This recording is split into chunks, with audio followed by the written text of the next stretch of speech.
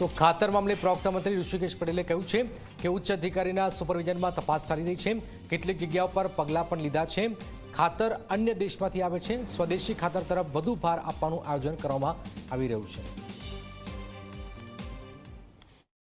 આમ તો બિન સિઝનની અંદર આપણી આ વ્યવસ્થા તાલુકા સ્તરીય, જિલ્લા સ્તરીય અને રાજ્ય સ્તરીય એના ઉપર વોચ રાખવાની અને આખું પરીક્ષણ કરવાની આપણી ટીમો હોય છે। પરંતુ આ ખાસ સંજોગોમાં સિઝનની અંદર પણ ઉચ્ચ અધિકારીની કક્ષાએ એના મોનિટરિંગ હેઠળ આ ટીમોને એક્ટિવેટ કરવામાં આવી છે।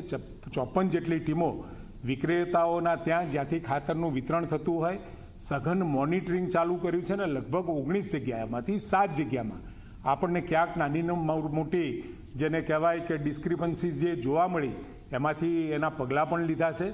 અને એક આપણા માટે આનંદનો પણ વિષય છે કે અત્યારે આપણું જે ખાતર એ મોટાભાગે ચાઇના,